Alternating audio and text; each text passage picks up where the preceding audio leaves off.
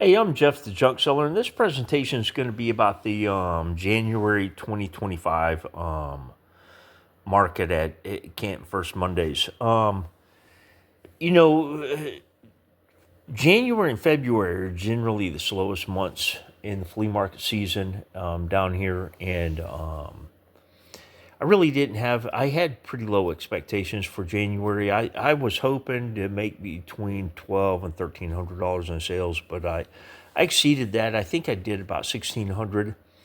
One of the highlight sales that I made was I sold one of the examples of the Texas Republic banknotes for $350. Gave a pretty good discount to a good customer. Um, and I likely have another one sold next month. Somebody came along. I still possess the one that he had bought, and this couple had seen it, and they said that they quit asking vendors if they had any Texas Republic stuff because nobody ever had it. And I told them that I had several other pieces, I just didn't have them with me. Part of being disorganized, but they say that they're going to come back next month. Um, Sales exceeded expectations. I never got film, never got any video taken of the booth when it was completely set up. Sales were weird. Um, I sold a lot of stuff that I had there by mistake, and I really didn't buy too much. I fell down a rabbit hole that I never wanted to fall down. Dolls. I bought a bisque doll with the composition body. It was by, let me see, it's Kammer and Reinhardt. And the reason that I bought it is it looks like it was supposed to be a dark baby. I think probably red Indian is one of the terms that they use on Kammer and Reinhardt dolls. They have black bisque, and then they have um, what they call red Indian. And I think that this is a red Indian doll. It's a Model 100. It's the Kaiser model, Kaiser Wilhelm model. Was the most produced doll, but there are some issues, and I read somewhere where some of the early dolls by the manufacturer that they were coloring them with some kind of dye. This looks like it was colored with boot polish, and it might be that I bought a doll that is not really dark from the factory. But if it is, it could be a pretty substantial discovery. But it just might have been colored with somebody did it with boot polish. I don't know, but I only had to pay $40 for it, and it's in pretty remarkable condition for a doll that was made about 1909. So I feel like it was a free lottery play. I'll still make money on it, even if it was colored with boot polish or shoe polish.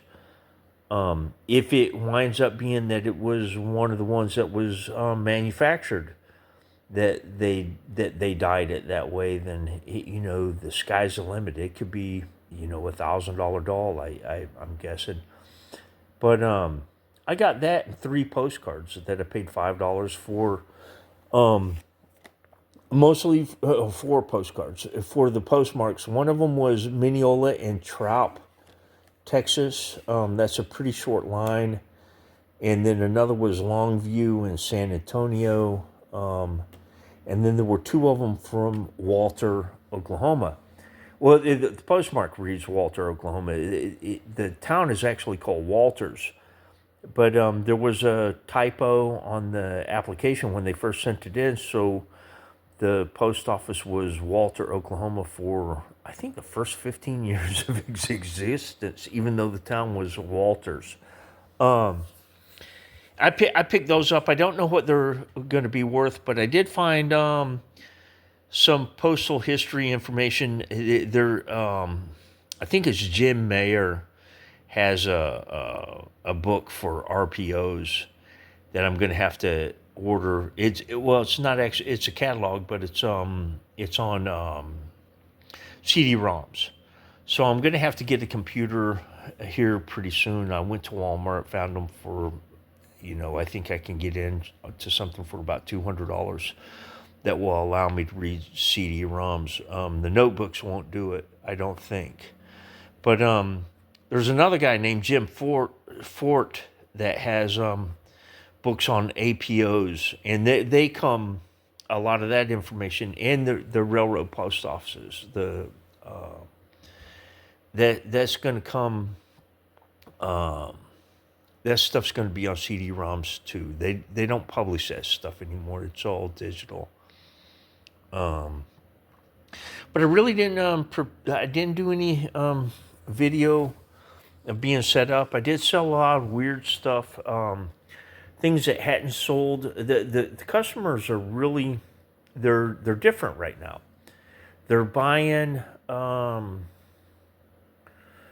wide range of stuff. I have some stuff that I brought by accident, and I put it out because it was there, and stuff that was really bound for being put on dollar tables at a peasant market somewhere, and I was getting pretty good money for that stuff. Money seems to be pretty free, and they're buying stuff that they weren't buying too long ago. But other than the doll that I got and the 3 cards or 4 cards that I got, I didn't get anything. But I was kind of put off. There's a young kid. I think he's probably one of the highest performing pickers that we have out there at the market. He came back. He had a large sterling silver tray. It was a Gorham, and you could tell by feeling it that it was just lighter than silver plate, and it was actually sterling, probably about 26 ounces. But it had a price tag made with a piece of duct tape that said $10, and it was weather worn. That had been offered out at tables for months, and he was able to get 26 ounces of silver for $10. I just wish that I wasn't tied to my spot whenever I got set up, because I wish I could get out and poke around, but because I set up alone and I don't have anybody to tend the space, I don't get to get out like that. A lot of guys that I know that have success picking at these markets, they're out there every day seeing what's new. Now I am going to go to a market. It is called Trader's Village in Grand Prairie, which is, I think, between Dallas and Fort Worth. I'm going to go there tomorrow. They say that it's pretty big. A lot of the vendors out there buy storage units, and sometimes I can find some pretty good stuff with those guys. And I'm gonna try shopping that market, because right now I really don't have anything better to do. As soon as the weather warms up, I'm going to have to get in my units and start throwing stuff away that doesn't have any real sales potential. But that's going to be it for this presentation. If you've enjoyed this, please give it a like. If you've used some of my other content and you enjoy that as well, please subscribe.